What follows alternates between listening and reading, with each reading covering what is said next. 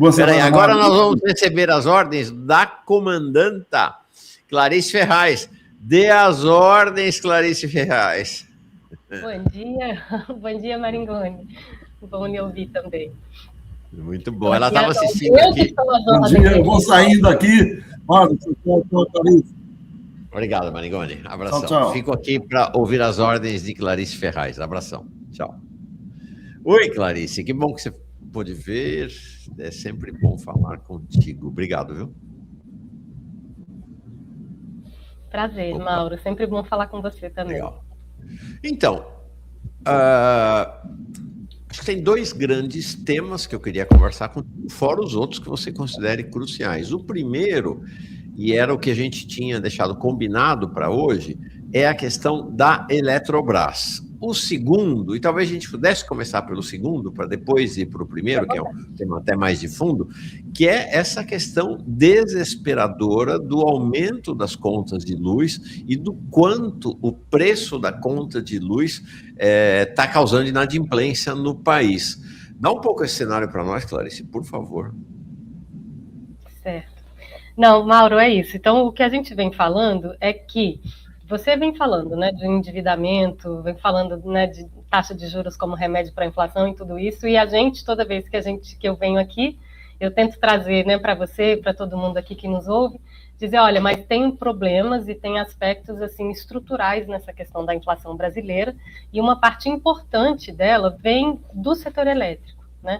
Então, vejam, a gente está assim com uma bomba inflacionária contratada no setor de energia. Tá? A gente já está contratado, né, na guerra agora o combustível.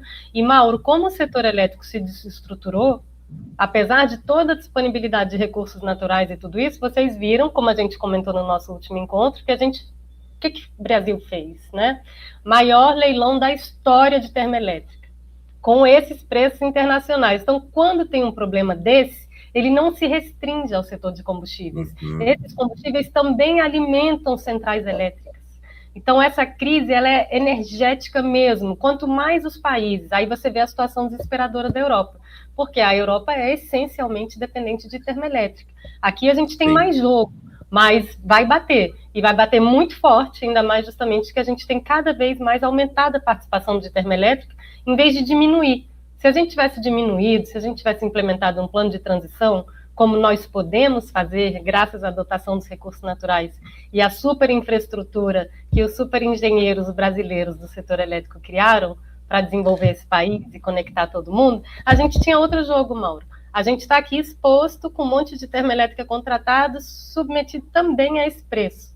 Mas aí o que a gente vai trazer é que essa inflação ela não vem justamente... Né? Então, assim, se a gente tivesse uma outra estrutura de governança na Petrobras, a gente não tivesse tão à mercê dos interesses dos acionistas minoritários, sobretudo muito internacionalizados, a gente poderia segurar mais esse aumento de preço. Sim. E a Eletrobras, a Axia, é pior ainda, porque, na verdade, ela já foi privatizada. Então, a gente perdeu justamente esse instrumento que a gente poderia justamente usar. E o que a gente vai conversar, Mauro, é para dizer que, olha... As questões estruturais do setor elétrico, né, o poder de mercado que foi dado à Eletrobras, tudo isso agrava o problema. Porque ela agora ela tem poder para especular nesse cenário. Ela sabe de tudo isso e ela não está nem aí porque ela não tem mais a função pública, que é justamente garantir segurança de abastecimento. Porque a Petrobras, ela tem que se curvar a essa obrigação. Então, que é muita dificuldade, né, muita pressão dos acionistas, mas existe ainda a função pública e a União ainda é majoritária. Na Eletrobras, não. Então, ela deita e rola. Tá? E se deixar solto, o que a gente vai ver, na verdade, é um agravamento muito radical dessa situação. Então, Mauro, como a gente falou, né, as tarifas aumentando muito, população brasileira muito endividada, então o nível de inadimplência ele está com níveis históricos muito elevados. Ele cresce, mas ele já está acima dos 20% há um certo tempo, sabe, Mauro? Então, você vê, a gente tem quase 50% da população com tarifa social. Ainda assim, você tem mais de 20% das pessoas que estão inadimplentes no pagamento da sua conta de luz. Nossa. Quando a gente fala que é insustentável, é insustentável. Entendeu? Então, além da questão física do apagão, tem uma questão de sustentabilidade econômico-financeira. Isso aqui pode colapsar. Esse dado eu não tinha me dado conta. Então, você tem Quanto? 50%, é isso? 40 e tal, mais de 40. Quase e metade. Que tenha muito mais.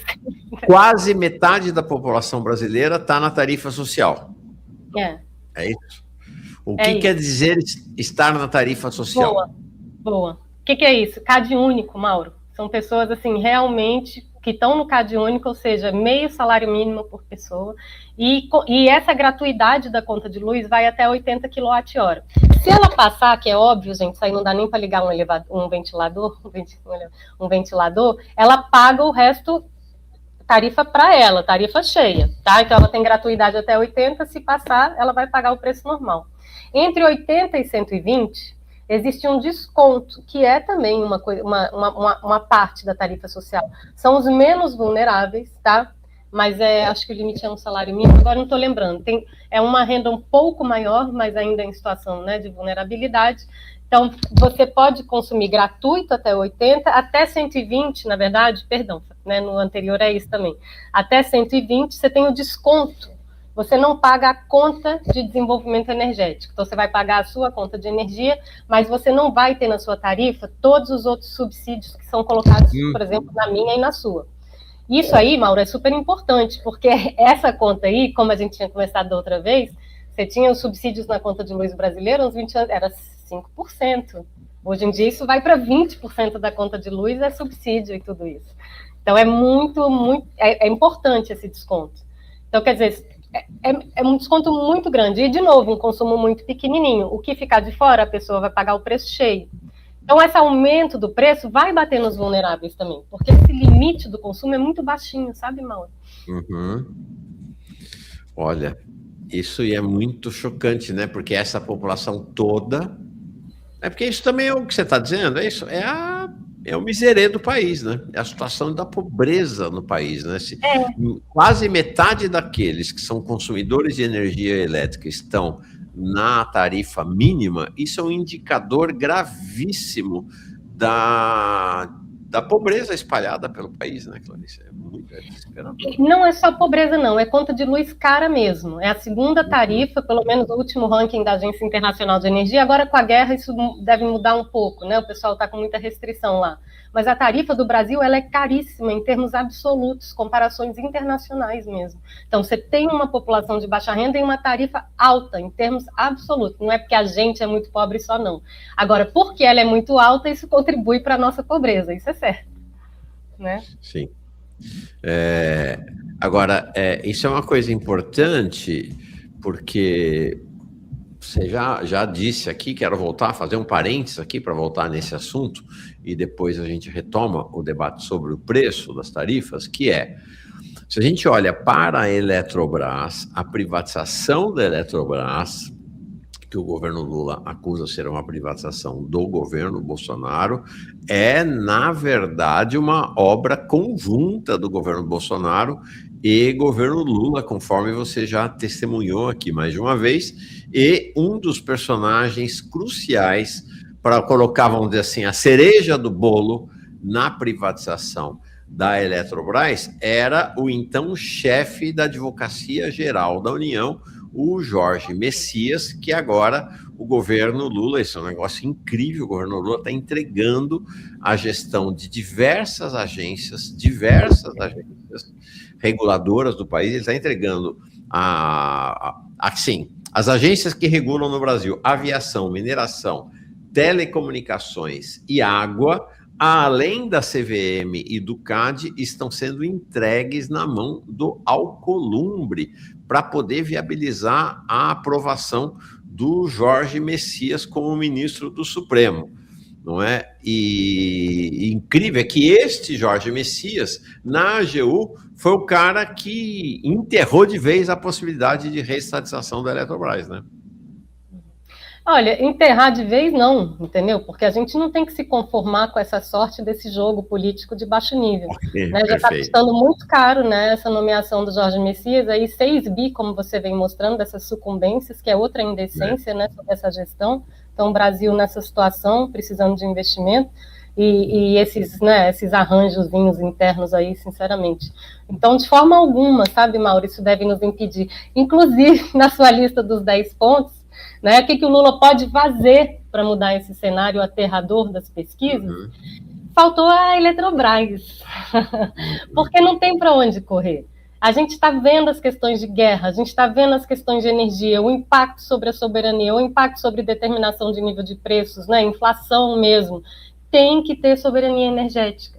Esse é um outro momento do tempo, mas a história conta a história, né? Então, quando a gente olha lá para trás, né, o desenvolvimento do etanol, o desenvolvimento do projeto do setor elétrico brasileiro, tudo isso foi criado, né, em situações pós-conflito, de carestia, de justamente não tinha combustível no Brasil, o que ia fazer? Então, a partir do nada, vão se estruturando e a gente consegue erguer duas super empresas de energia. É o momento de ter um entendimento, né, novamente, do que é esse momento do tempo. E o que a gente tem, né? Nossas capacidades, assim, a gente é super dotado, né? E graças a esse projeto anterior, a gente tem essa infraestrutura que vem sendo sucateada, mas está aí. E tem memória técnica, que também vem sendo destruída e as pessoas estão envelhecendo, mas está aí. Então, você tem pessoas que ainda hoje se preocupam profundamente com o setor elétrico. Mauro, na última reunião do Ilumina, o Roberto Araújo, né, ele fala assim, mas o que vem acontecendo com o setor elétrico, e assim, é uma coisa emocionada, sabe? É uma pessoa que está adoecida, e ainda hoje pensa e escreve setor elétrico. E fala assim, mas o que está acontecendo é o contrário do que a gente quis fazer. Né? O setor elétrico foi criado, olha, e aí podemos fazer todas as críticas, mas esse é um projeto de interligação, de união da sociedade brasileira, de dinamização do território nacional, de soberania. É um projeto nacional. Né, isso aqui foi, a frase era, a gente criou isso aqui para interligar todos os brasileiros, ou era conectar todos os brasileiros. E agora você tem um setor, né, se desestruturando, cheio de lobbies e de grupos de interesse, que operam, né, puxando os seus interesses. Não é mais o setor elétrico para justamente eletrificar esse país e a gente trazer o que vem com isso, quando você faz bem feito. Né? É mais energia, preço mais barato, mais desenvolvimento, volta da engenharia e toda uma qualificação de inúmeras cadeias produtivas. Isso aqui é desenvolvimento produtivo. E é isso que o Lula tem que fazer. E aí eu acho que é uma hora, Mauro, de trazer esse resgate, sabe? Quando ele foi contra o Trump, o Tarcísio, né, errou, botou aquele boné na cabeça, e o brasileiro tem um espírito de pertencimento. A gente contar a história do setor elétrico brasileiro. Isso é feito por nós, para nós. Então, esse resgate é muito importante. E isso aqui fala de recurso natural, isso aqui fala de engenharia, né? Isso aqui fala de tarifa, né? Isso aqui fala de emprego. A história da Eletrobras é muito bonita. Claro, temos horrores ligados, né, aos grandes barragens, mas não havia tanto. Hoje em dia a gente já sabe melhor. E justamente por ser público, e se for nosso, que a gente já possa ter uma gestão mais, né, orientada e mais eficiente nesse sentido também. Tá? Eu queria mostrar aqui alguns dados, e aí, para depois voltar no tema da Eletrobras, que você me passou. Onde é que está essa reportagem última que você... Ah, está aqui. Essa reportagem última que você me mandou, mas antes quero mostrar números aqui. Números para você explicar para nós. Maurão, fica esperto, cara. Então, o primeiro que eu queria mostrar, os dois primeiros números, é um pouco esse cenário do desespero, né? Esse é o canal solar do setor de energia, dizendo que conta de luz está entre os principais fatores de inadimplência do Brasil. Então, veja que essa questão da conta de luz, para você que é de classe média remediada, que é de classe média alta, classe média média, talvez não tenha esse peso todo, mas para setores, camadas populares, a conta de luz é um desespero e a evolução, conforme essa estatística que você tem trazido, esse preço ACL versus tarifa de energia, eu não sei o que é o preço ACL, você vai explicar, né? O crescimento é exponencial e tem tudo a ver com a privatização da Eletrobras, né? Fala. Isso é um gráfico que é um trabalho, vai ter um seminário, acho que é daqui a 2 dias, o pessoal da Academia Nacional de Engenharia debate as coisas, sabe, Mário? E aí uma das apresentadoras será um representante da Associação Brasileira dos Comercializadores. E eles vêm falando, olha o que está acontecendo com a tarifa de energia, eles estão ficando sem margem de operar. Então, a tarifa mais alta, a vermelha, essa é a nossa. Então, você vê como sobe o residencial. Esse é o ACR, tarifa de energia. Isso é só a energia, só o preço da energia, tá? E embaixo é o que o pessoal está contratando no Mercado Livre. Sendo que está todo mundo ligado na mesma rede. Isso é aquelas nossas conversas anteriores. Por que o pessoal do Mercado Livre paga menos? Porque não paga metade das contas que a gente paga. Na hora que for dividir todo mundo, esse spread aí seria reduzido a uma coisa muito pequenininha.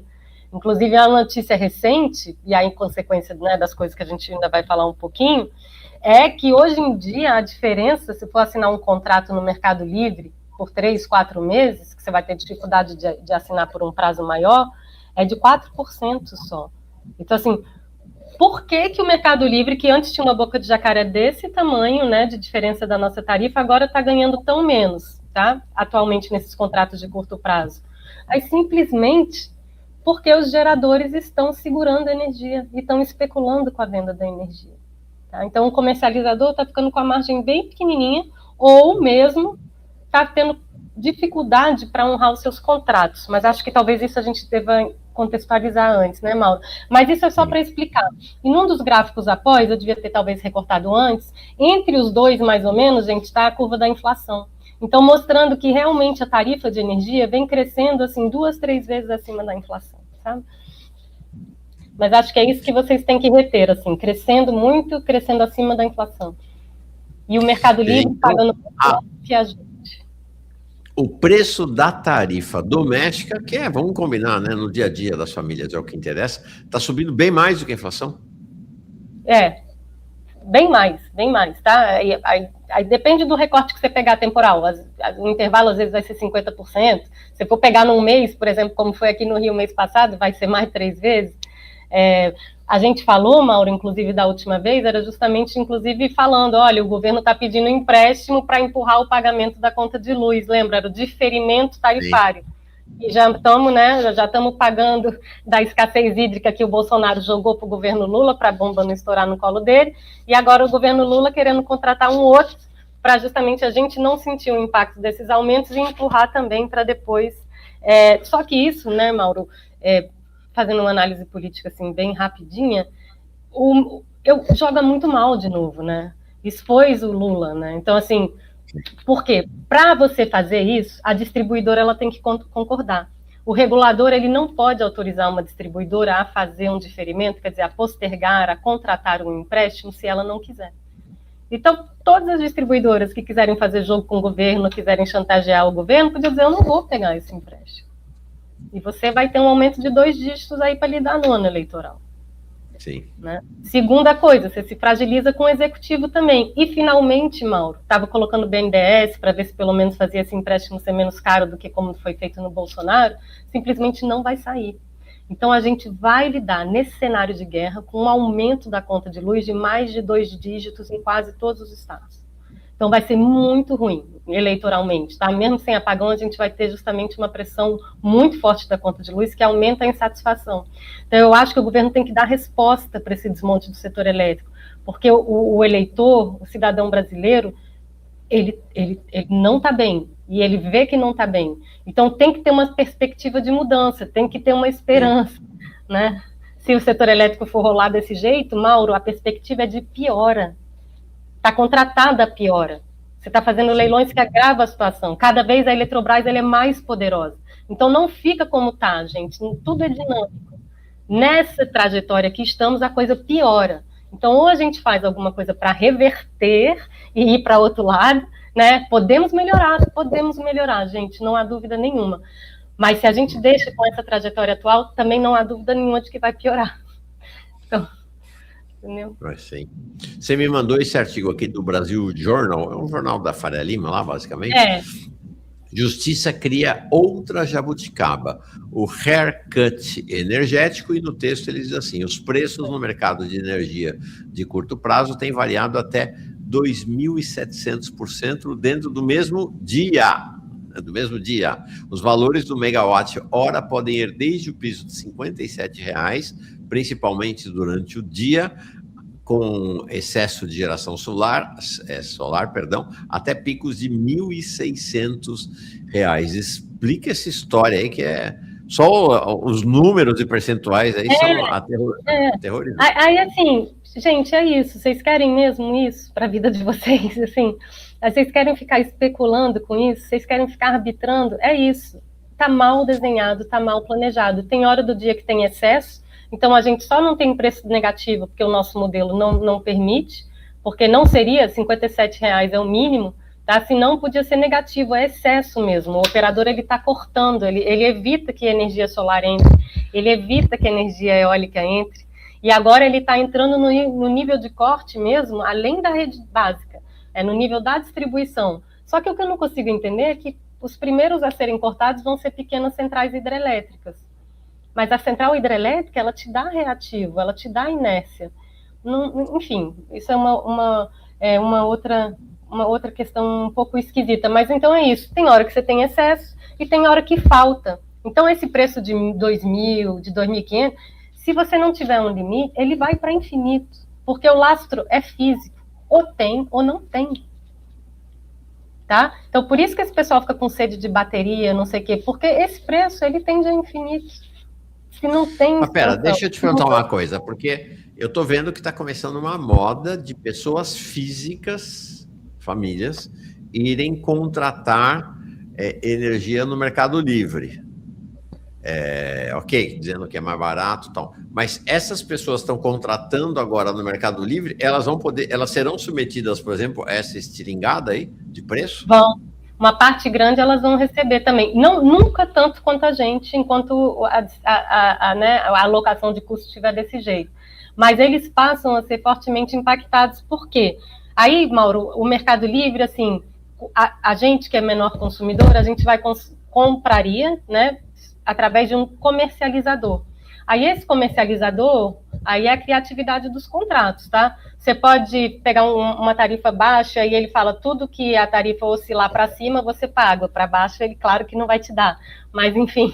E aí, aí tem milhares de fórmulas possíveis, tá? Mas se você, por exemplo, tem um contrato que está totalmente exposto, você vai ser impactado completamente. E o que eles estão mostrando agora é que eles não estão tendo energia para fazer contratos para frente. Então, ele não vai conseguir fazer um contrato tão barato assim no Mercado Livre. E o que ele se engana um pouquinho, Mauro, é que ele faz um contrato para comprar energia no Mercado Livre, e aí com a comercializadora. Então, lá tem o preço da energia, fechei e tal. Então, rezar para o comercializador dele não quebrar, em primeiro lugar. Mas, em segundo lugar, a conta que ele vai pagar não é só aquele contrato que ele fechou. É aquele contrato mais a conta dos encargos, né? Por exemplo, aquele leilão que foi contratado gigantesco agora, ele vai pagar também. Quanto que vai custar no mês? Não sei exatamente quanto que entrou. Quer dizer, ou seja, esse pessoal, eu estou vendo aí gente de classe média, né, indo comprar, achando que está fazendo um grande negócio de comprar energia no Mercado Livre, é uma armadilha. É risco, é risco. Aí depende muito da configuração do contrato, se ele está blindado, se ele não está, mas E aí o que a gente está vendo, inclusive a última confusão agora, são grandes comercializadores, inclusive a primeira, tá, com 30 anos, pedindo recuperação judicial. Tá? E aí, como é que ficam os clientes dessa comercializadora? Então, vai ficar bem complicada a situação. Você teve uma quebradeira, então são vários... Ela tem de dívida, ela está regular no mercado de energia elétrica, mas ela pediu suspensão de 5,4 bilhões de reais.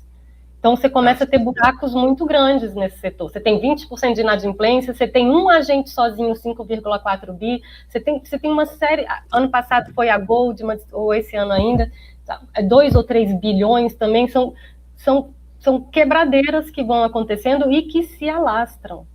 Então, a gente está vendo aqui, talvez, uma crise da Califórnia, começando uma crise do mercado inglês. Então, a história já contou o que acontece em setor elétrico quando não está bem organizado. Então, aí a gente volta um pouquinho para a história da Eletrobras. O que é isso? Você tem, então, geração, transmissão, distribuição. Isso aqui era antigamente tudo certinho. Agora você falou assim, tem um mercado livre para todo mundo, então. Então, além da distribuidora, para vender a energia para o pequeno ou para a gente, tem o comercializador. Tá? Uhum. Aí, o comercializador, o que ele faz? Ele vai lá no gerador, negocia a compra de energia, compra um pacote mais barato e repassa para a gente mais caro. E ele tem a margem dele ali. Ele fala que é pelo conhecimento, né? Porque ele comprando mais, ele consegue um preço melhor, enfim. Teoricamente, essas coisas aí chegariam ao consumidor final. Tá? Mas o que acontece agora, Mauro, é que o comercializador ele vai comprar a energia do gerador e o gerador fala para ele, por esse preço eu não vendo não. Ou fala para ele, eu não tenho, para deixar água no reservatório e deixar o preço subir. Então, o comercializador, ele pode estruturar contratos, mas o comercializador ele não tem geração. No mercado elétrico, gente, isso aqui é toda a diferença do mercado financeiro. Esse pessoal de mercado financeiro trabalhando aqui no setor elétrico, vai fazendo essas porcarias. Porque no setor de eletricidade, o lastro é físico. Ou você tem geração, ou você não tem. Então, não é um contrato de papel, não é um mercado de futuro. Você tem energia para entregar ou não tem. Você vai ficar descoberto aquela hora que você ficou para entregar energia e não entregou. Ou você tem grana, vai comprar no mercado de curto prazo, pelo preço que a pessoa que tiver quiser vender, e ela, se tiver, vai botar o preço lá em cima, talvez você quebre de qualquer maneira. Um, porque não tem, ou dois, porque botaram um preço que você não pode pagar. Então, a gente está vendo que é isso. Então, a comercializadora, eles mesmos falam, na hora que eu vou comprar para honrar meu contrato, não tem quem venda, quem paga o pato é o consumidor final. Porque ou ele vai ficar exposto porque eu não honrei meu contrato, ou ele vai ficar com energia super cara. Porque isso, o comercializador quebra, mas no fim, ao cabo, quem se lasca é o consumidor final sempre, gente. Sim. Então, não haja dúvida sobre isso, sabe? Impressionante. E aí, Mauro, desde a privatização, o que a gente falou? A gente falou exatamente isso. Cuidado, a Eletrobras é muito grande. A gente está entrando no mundo de energias renováveis, variáveis, que a gente não controla. Então, quem tem energia que é controlável tem ouro, né? E pode botar preço na energia, porque vai controlar tudo isso. A Eletrobras é isso, tá? Então, na época da privatização, logo antes, tá? Porque ela foi sendo desmontada, mas ainda assim, logo antes, a Eletrobras tinha mais de 30% da geração do país. Desses 30%, 30% estava no regime de cotas, que era aquela energia bem baratinha que, quando a Dilma soltou a lei lá em 2013, obrigou a renovação das contratações, das concessões, contra assim, as usinas receberiam só por operação e manutenção. Então, essas usinas, quer dizer, 1/3, né, das usinas da Eletrobras recebiam um valor bem pequenininho. E isso era repassado para a nossa tarifa. Então, foi uma medida ruim da Dilma, mas o consumidor final, ao menos, era preservado. Tá? Mas não durou muito tempo. Mas a ideia era essa, vamos dizer assim. Sim, tá? Porque justamente isso ficava para o consumidor da distribuidora. Tá? Mas não adianta ficar fazendo essas coisas. Mas, enfim.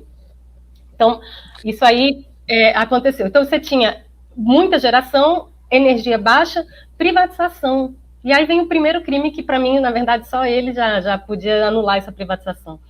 Houve a descotização.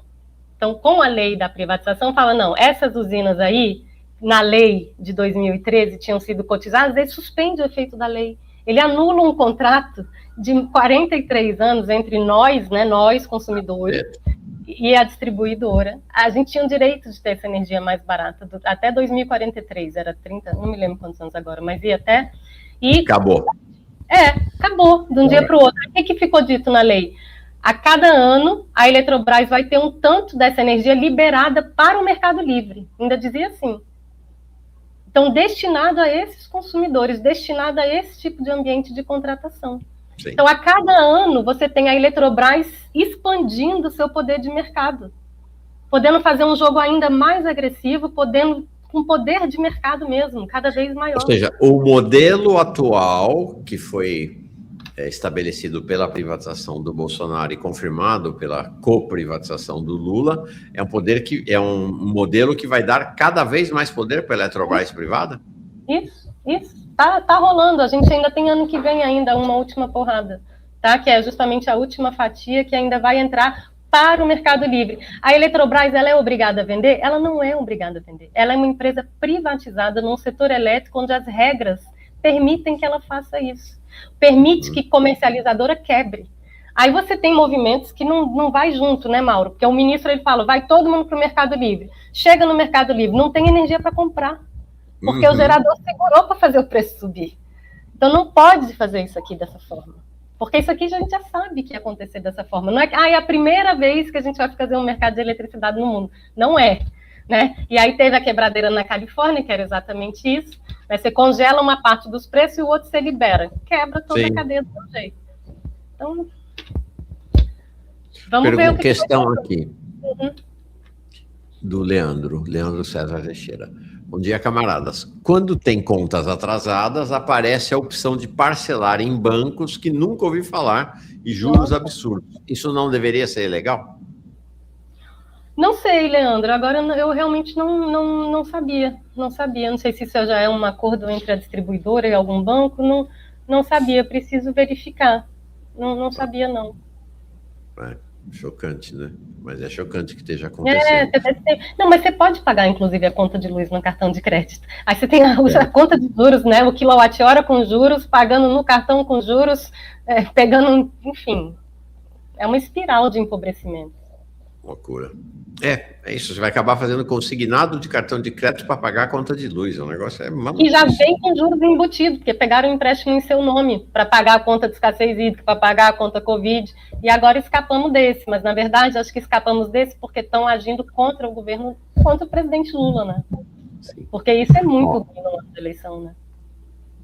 D'Artagnan virou um membro aqui da nossa turma, aqui do Farol. Deixa eu me ver aqui, tinha mais. Não, esse eu já li. O coach de esquerda, Lula 4, pior é o melhor dos mundos, haja trabalho.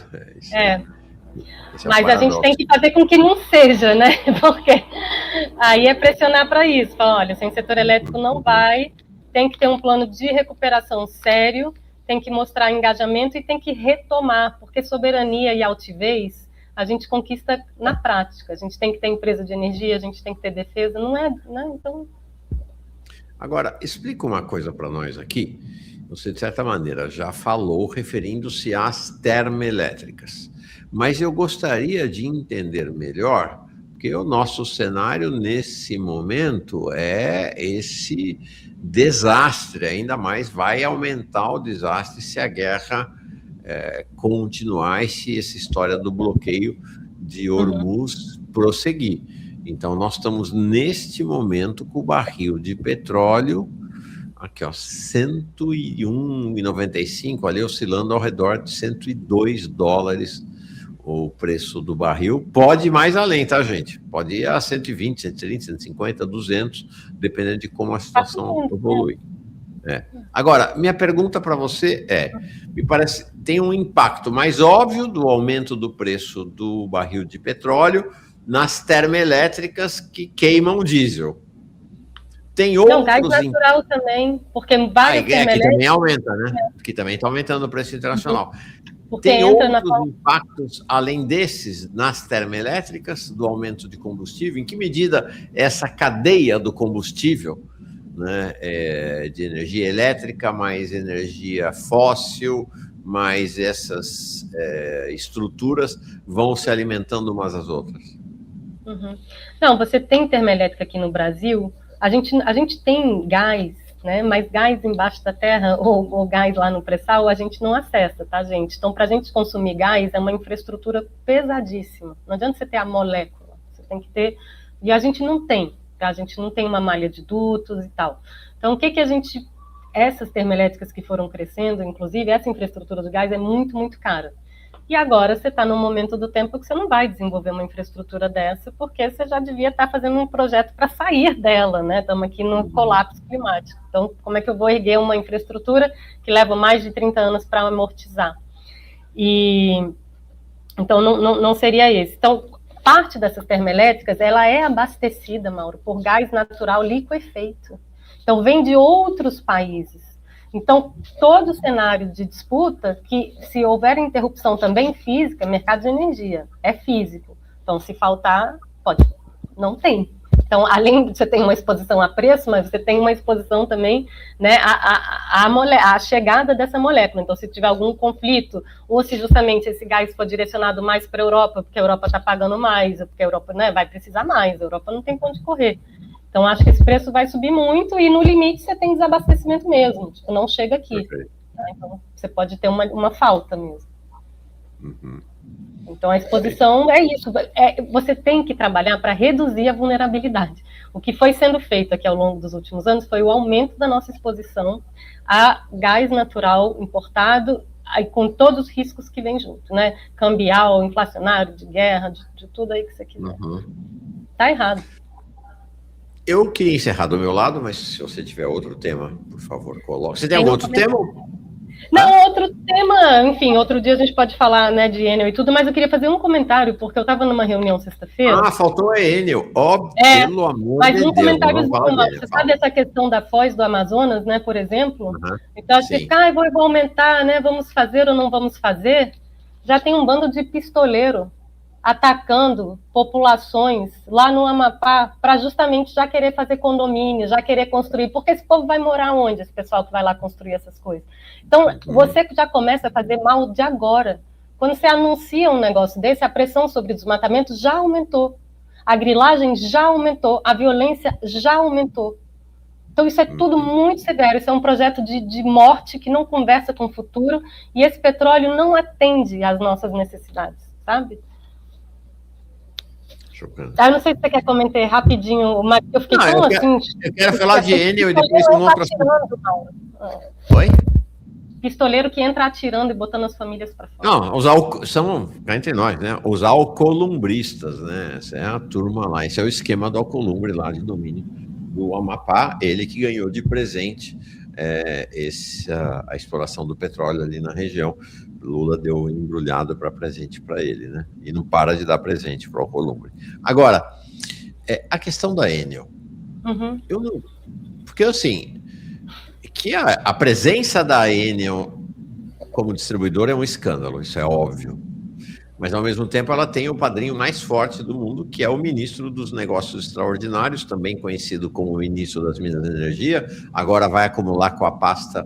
Né, não vai acumular com a pasta, mas vai acumular com a tarefa de ser um dos articuladores políticos de Lula para a eleição, e se Lula ganhar, já está nomeado para ser um dos articuladores do novo governo. E aí o Ministério Público entra com uma ação para caçar a Enel, depois de todos os desastres que ela aconteceu. Só que quem toma a decisão final, o Ministério Público não, a ANEEL, desculpa, a Agência Nacional de Energia Elétrica, quem toma a decisão final é o Alexandre Silveira, que é lobista da Enel. Nós estamos ferrados, Clarice. Estamos ferrados. É muito ruim, Mauro, é muito ruim. Você tem duas... Quando você está nesse mercado livre, nesse mercado de energia, e que você tem essas instituições, e o nome da ANEEL é Agência de Regulação Independente. E aí você tem que ter credibilidade, porque senão você não tem, né, o cumprimento, você não tem o respeito. Então a ANEEL vai muito mal. E o ministro também, porque o ministro também bateu na mesa dizendo que ia mandar a Enel sair, né? Então ele já foi e voltou umas 3 vezes na declaração dele. E a ANEEL também. Primeiro a ANEEL fala que está tudo bem e que vai renovar, e depois ela recomenda a cassação. Então foi feito um estudo, né? Então, assim, a atuação da Enel é realmente horrorosa, né? E aí quando foram ver como é que ela...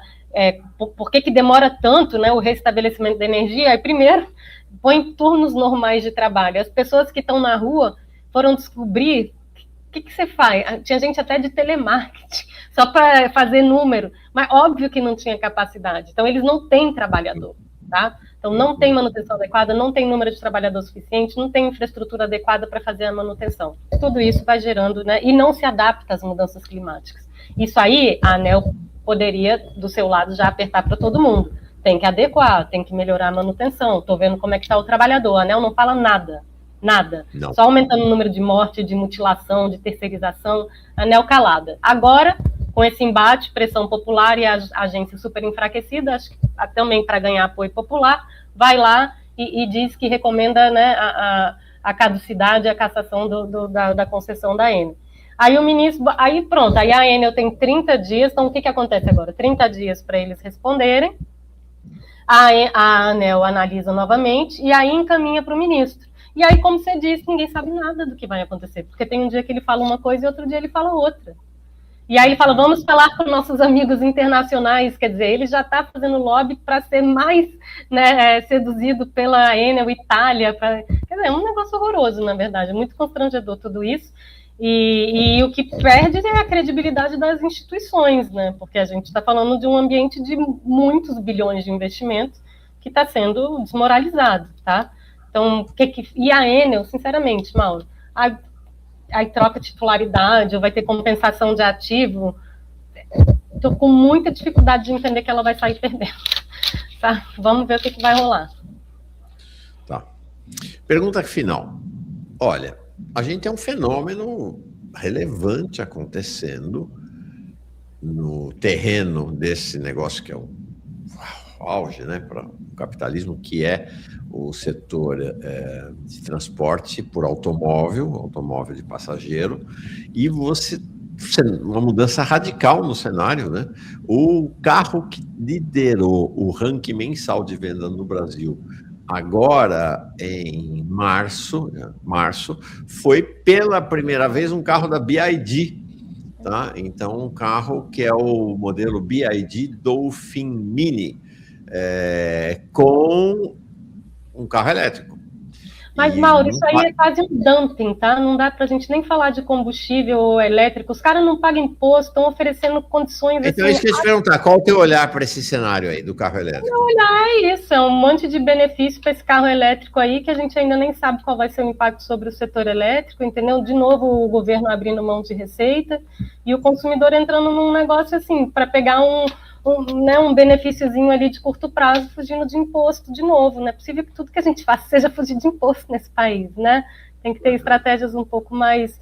Então é isso, assim, a lista de benefícios de você comprar um carro elétrico hoje, até meu irmão estava botando no grupo da família, bora trocar de carro, né, assim, porque é isso, não paga IPVA, eu não tenho carro há mais de 20 anos, né? Então, mas enfim, muitos benefícios tributários mesmo. Para mim, a gente pode conversar em outros termos, mas algo semelhante a um dumping está acontecendo aí. Então, não vejo como a eletrificação naturalmente, não tem nada naturalmente aqui acontecendo. Tá. Agora, do ponto de vista conceitual, é interessante você ter nesse cenário de desorganização do setor elétrico, a coisa pode ajudar no colapso. Como é que você vê isso? Não necessariamente, mas com certeza é uma pressão a mais, né? Porque é uma nova demanda que vai surgir. Então, você pode, sei lá, mudar as regras e tentar limitar o carregamento para quando tiver sol, e aí você tentar colaborar, mas ao fim e ao cabo, na grande maioria das vezes, a pessoa vai carregar quando chegar em casa de noite, então aí vai piorar a situação da gente, porque de noite já não tem sol. Então fica difícil modelar exatamente esses comportamentos. Mas conceitualmente, na nossa agenda de futuro, é transporte público. E aí, eventualmente, esse transporte público elétrico, mas carro individual não dá, não é projeto, não é defensável. Você não pode chegar para um jovem, até meus alunos lá no fundão, né? Todo mundo desesperado, transporte público é uma desgraça para a gente chegar no fundão. Então, aí fala, não, porque vamos pegar um carro. Eu falei, muito bem, todo mundo aqui quer um carro, né? Todo mundo junto vai ter um carro a mais aí. O trânsito não anda aqui, Mauro. Então, não é essa a nossa batalha. Nossa batalha é poder se locomover com qualidade, conforto e segurança. Não é no carro individual. Não cabe. Não tem poluição que dê conta, não tem nada a ver essa infraestrutura. A gente tem que se adaptar de outras formas. Claro que a gente tem que se locomover, que é bem-estar, transporte público. Você falou, então, lá no Fundão, ela está se referindo ao FRJ, um dos campos da FRJ. O Fundão é Rio ou é Niterói? Não, é Rio de Janeiro mesmo, aquele que fica perto do aeroporto internacional, perto da Ilha do Governador. Então, assim, perfeito. É uma ilha, né, a Ilha do Fundão, e é muito difícil a gente chegar e a gente sair da universidade. Às vezes, eu fico mais tempo para ir, para voltar, do que dando aula. Pois é. Então... O cenário aqui também... Bom, né, em quantas cidades, né? O transporte público é uma desgraça aqui em Parnaíba, no Piauí, e as pessoas são empurradas, em parte, para bicicleta, mas sobretudo, olha, Clarice, o negócio das motos aqui é um negócio chocante, assim, a quantidade de moto que tem por aqui, e mototáxi, eu não topo andar um desses mototáxis. Aqui também tá impressionante, eu também acho um horror, eu fico horrorizado. Me arrepia essa possibilidade aqui, mas é isso, né, virou a alternativa para a ausência do transporte coletivo, essa explosão das motos de baixa potência, né, que gasta um pouco menos de combustível, fica mais no bolso das pessoas. Mas é isso, as cidades completamente invadidas por essas motos e não tem ônibus, né? Não tem ônibus na cidade, é impressionante isso.